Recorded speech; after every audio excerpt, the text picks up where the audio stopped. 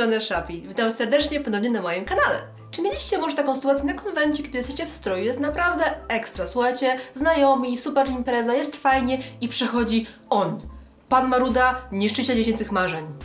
Krzychu, jaki wujowy jest ten konwent, nic się nie dzieje, nie ma darmoszek, a figurka mojej waifu jest za droga na moją kieszeń. Co mam zrobić ze sobą? Cosplayerka! Za nią dopadnę, wezmę jej propsa, zepsuję jego, przy okazji powiem, że jest gruba i brzydka. Oj tak, chyba każdy cosplayer zna aż za dobrze ten typ człowieka na konwencie. Więc co wy na to, żebyśmy właśnie pogadali o takich najbardziej krzywdzących, irytujących i męczących tekstach, których cosplayerzy nie chcą słyszeć na eventach. Pierwszą rzeczą i chyba taką najbardziej popularną, przydatną rzeczą, którą słyszą cosplayerzy na konwentach jest... wiesz co, coś ci muszę powiedzieć, ponieważ na pewno nie jesteś tak wielką fanką tej serii, jaką ja jestem i znam każdą postać i każdy chapter i muszę ci powiedzieć, że ta postać to w ogóle to ma miecz, a ty go nie masz. Więc na pewno nie znasz tej serii, nie grałeś w tą grę, w ogóle nie wiesz czym są gry komputerowe i w ogóle sobie cosplay, więc nara! Taką moją pierwszą reakcją na tego typu komentarze jest zawsze dzięki Andrzej, nie kapnęłam się. Kto z was uważa, że jeżeli cosplayerowi brakuje jakiejś broni, części stroju, ma tą perukę, czy właśnie inne soczewki, czy wy sądzicie serio, że on tego nie wie? Zapewniam was, że każda osoba, która spędza tyle czasu nad projektami, ile my, cosplayerzy, nad swoimi strojami, jest boleśnie świadoma każdej części kostiumu i każdego elementu, którego po prostu nam brakuje. A w większości przypadków te braki nawet bardzo często nie wymagają. Hej!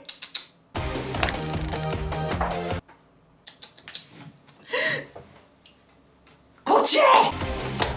Kotlet! Upiekę cię dzisiaj i ugotuję, zostaw! Nie mogę przy tobie kręcić nic. Idź, destruktuj, niszcz. Niszcz dalej, ale nie mój set. Proszę!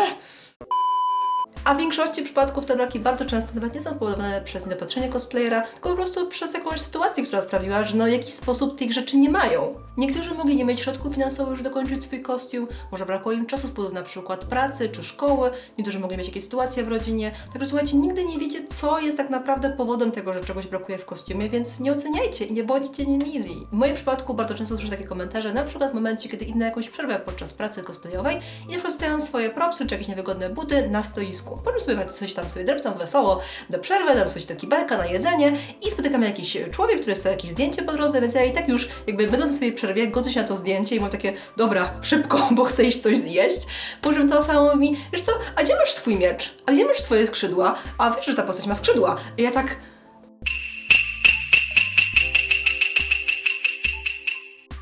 Boże, wiem, zostawiłem na stoisku.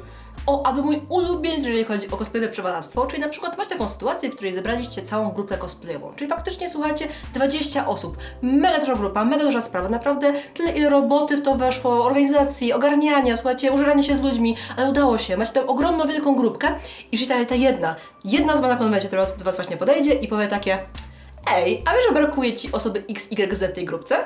Wow, Andrzej, jak to spostrzegłeś? Normalnie co kole oko, jak mogłeś to zrobić? Słuchaj, dzięki, naprawdę nie zgadłam, że brakuje mi tej osoby w mojej grupie, którą robiłam od pół roku, naprawdę nie wiem, jak to zrobiłeś, ale słuchaj, no dzięki, bez ciebie bym się nie kapnęła. Wytykanie jakichś nieścisłości w strojach w waszej grupie, kiedy na przykład macie ludzi z całej Polski, słuchajcie, którzy się zjechali właśnie w jedno miejsce, ewentualnie na przykład ktoś odpadł 2 dni wcześniej i ktoś się znalazł jakby, słuchajcie, awaryjnie, żeby po prostu wam pomóc, jest moim zdaniem naprawdę strasznym busostwem i takie jest po prostu, no zbędne.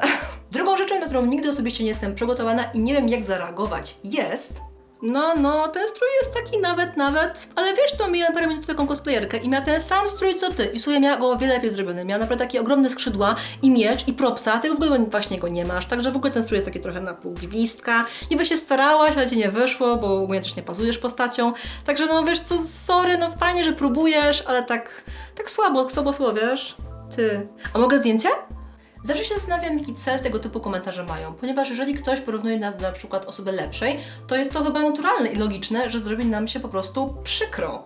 A w drugim przypadku, kiedy jesteśmy tą stroną porównywalnie lepszą, to nie wiem do końca wiem, jak mamy zareagować na tego typu komplementy, które no są komplementem ściągającym jednocześnie kogoś innego w dół.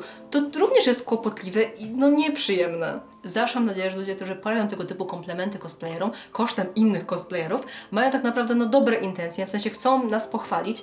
Także takim właśnie ludziom w tym momencie mówię, słuchajcie, nie tędy droga, to nie jest dobry sposób, żeby właśnie nas pochwalić, no bo ponieważ jest to dość kłopotliwe dla wszystkich dookoła. Zwłaszcza, że osobiście myślę, że nie ma czegoś takiego jak lepszy czy gorszy cosplayer. Uważam, że każda postać może być zrobiona naprawdę na setki różnych sposobów. Słuchajcie, inne materiały, inny pomysł. Każdy z nas widzi ten obrazek i widzi troszeczkę coś innego na tym, właśnie w tej postaci. Są inne materiały do wykorzystania, można inaczej go wykończyć, można użyć lekko innej barwy kolorystycznej peruki, czy właśnie farb do naszej zbroi, także każdy ten element może być troszeczkę inny, co nie znaczy, że jest gorszy. Na serio, nie ma jednego słusznego sposobu na każdy kostium. Naprawdę uważam, że każdy cosplayer podejmuje inne działania, inaczej podchodzi do tego stroju i w taki sposób, jest kolorowo i ciekawie w tym naszym środowisku.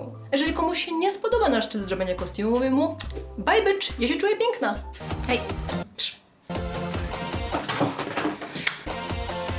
Stój. Zabiję tego kota.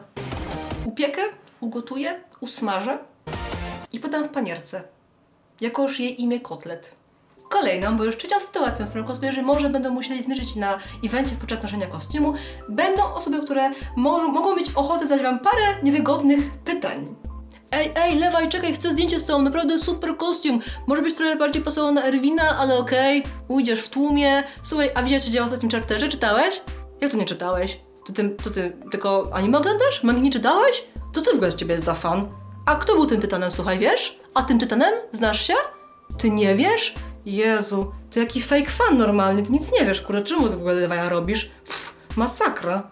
Słyszeliście może o zjawisku gatekeepingu? Czyli właśnie takich sytuacjach, w których jakieś osoby, które są w towarzystwie, są w jakimś środowisku, próbują nie dopuścić kolejnych osób do ich grupy. Jestem o tym przekonana, że wszystkiego tego typu komentarze pod tytułem ile było chapterów w Naruto, a ile było tomów w One Piece, a kurczę, ile jest postaci Mortal Kombat. To jest ewidentne, słuchajcie, takie właśnie próbowanie niedopuszczenia tych ludzi do tych, nie wiem, w sensie grona prawdziwych fanów, którzy absolutnie znają serię od A do Z. Jest to według mnie strasznie krzywdzące i zazwyczaj mam wrażenie, że jest ono kierowane w stronę dziewczyn, ponieważ prawdziwi fani, męscy fani nie sądzą na przykład, że cosplayerki mogą grać w gry, z których cosplayują. Uwaga, a teraz szokujące wiadomości. Normalnie news nie z tej ziemi. Słuchajcie, cosplayerki również oglądają anime, również grają w gry i również czytają komiksy. My naprawdę znamy tę serię i wiemy, z czego cosplayujemy. Jedyną taką różnicą może być fakt, że wiemy troszeczkę mniej, czy ewentualnie spędziliśmy mniej godzin grając w jakąś grę, ponieważ po prostu ten czas spędziliśmy na wykonywanie kostiumu, który ty, graczu, czy właśnie fanu serii, spędziłeś na jej czytanie. Skończmy w końcu z tym eteryzmem i przestańmy torować cosplayerów. Autentycznie była taka sytuacja parę lat na IEM-ie, kiedy faktycznie ludzie chodzili po korytarzach i pytali cosplayerki czy cosplayerów, jakie mają w ogóle rangi w LoLu, ponieważ kiedy mieli niżej niż gold, to już w ogóle byli coś, nie wiem, niegodni, żeby cosplayować te postacie i to było tak krzywdzące i takie upokarzające. Masakra. Mam nadzieję, że jakiemuś abojowi urosło ego od tego, że na przykład na evencie zagiął nastoletnią cosplayerkę faktem, że na przykład nie znała wszystkich przedmiotów, które się kupuje na Ari. No to kto lubi, ja absolutnie wolę robić stroje niż na przykład, nie wiem, znać wszystkie postacie na pamięć. A mówiąc o postaciach, ich fanach albo antyfanach, jest taka jedna czwarta rzecz, która może na przykład nas spotykać na imprezie. O kurczę, cosplay z Gwiezdnych Wojen. Słuchaj, Rey ze Star Warsów? Faktycznie to to? O, widzę, masz laskę, masz włosy, no spoko strój. Ale wiesz co, ja nie znoszę Star Warsów. Ogólnie te najnowsze serie, te najnowsze filmy to w ogóle do piachu, tylko klasyka. Kylo to w ogóle najgorsza postać, Rey to jeszcze gorsza, więc w ogóle nie wiem, czemu ty cosplayujesz. Taka okropna postać w ogóle. Tylko marnujesz czas i pieniądze, także no sorry, miłego dnia, ale sobie kostium. Pa. Wiecie co, zrobienie kostiumu cosplay to jest swego rodzaju taka laurka do serii i postaci właśnie od fana, jakim jest cosplayer. Jeżeli faktycznie poświęcamy w to tyle czasu i kasy, żeby taki kostium zrobić, potem po czym go ubrać, zebrać na sesję zdjęciową, na konwent, to ewidentnie musimy tą postać po prostu lubić. A teraz taki mały sekret między nami. Nie wszyscy lubią te same postacie co inni i to jest super, taki jest świat, każdy z nas lubi co innego. Więc wydaje mi się, że podchodzenie do cosplayera i mówienie mu, że się tej postaci właśnie nienawidzi, nie znosi i w ogóle jest okropna, jest takie bez sensu. Chyba nikt normalny nie chodzi po ulicy, nie podchodzi do różnych ludzi i mówi na przykład ej, nie lubię tego koloru, a tego masz dzisiaj na sobie, także to jest w ogóle okropne, fajna sukienka, ale ten kolor jest do dupy. W sensie, czego wy oczekujecie po takim komentarzu strony cosplayera? Czy on was ma zacząć przepraszać, że takiej postaci nie lubicie? Ewentualnie ma z siebie rytualnie ściągnąć ten kostium, zedrzeć go na boki i powiedzieć miałeś rację, senpai, tylko i wyłącznie Hinata jest dla nas Naruto najlepsza, Sakura niech idzie w cholerę, w sensie miałby rację, ale ciągle, Jaki jest point, jaki jest sens? Umówmy się, że każdy cosplayuje to, co lubi, to, na co ma ochotę i po prostu nie dopominajmy mu tego, że ma różne gusta, no bo każdy człowiek jest inny i każdy lubi co innego. I to jest okej. A ostatni, bo 5. typ komentarzy, w którym możemy się spotykać na konwencie, jest na przykład coś takiego.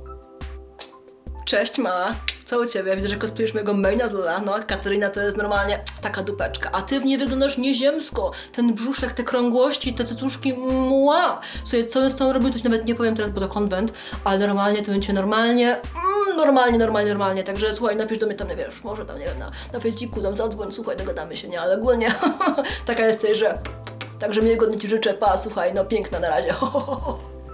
Szczerze mówiąc, nigdy nie wiem, jak na takie rzeczy reagować i z tego co wiem, większość moich koleżanek również. Oczywiście zawsze jest to przyjemne otrzymać jakieś komentarze, czy właśnie pochwały od różnych ludzi, ale ciągle wydaje mi się, że takie właśnie komentarze o podtekście seksualnym, czy właśnie mówiąc o naszym ciele, czy właśnie o tej postaci, którą by się coś tam robiło, jest bardzo niekomfortowe i no nie do końca wiemy, jak sobie z tym radzić.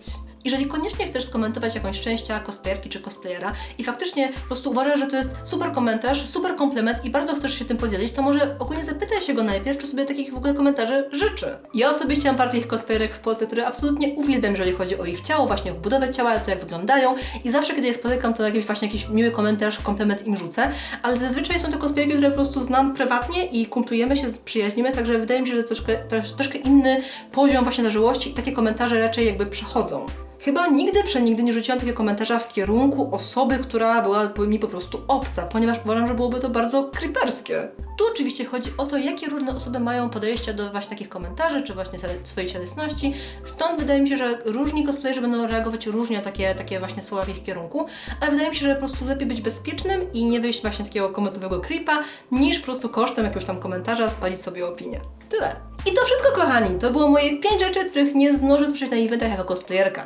A coś mi mówi, że każdy z Was może mieć swoją wersję tej listy, także koniecznie dzielcie się z nią ze mną w komentarzach, piszcie właśnie, jakie sytuacje Was irytują, Was wkurzają i powkurzajmy się razem. A kto wie, może ten filmik dotrze do takich osób, które popełniają tego typu błędy właśnie wobec cosplayerów i się nawrócą. Także mam nadzieję, że on w jakiś sposób nam i wszystkim właśnie cosplayerom pomoże. A ja się żegnam, bardzo dziękuję za dzisiaj, za oglądanie i ogólnie za wspieranie mojego kanału. Z tej strony jak zawsze filmiki, poradniki, tutoriale, wszystko o cosplayu. Tu będzie subskrypcja, a tu będzie mój Patronite, do którego serdecznie Was zapraszam.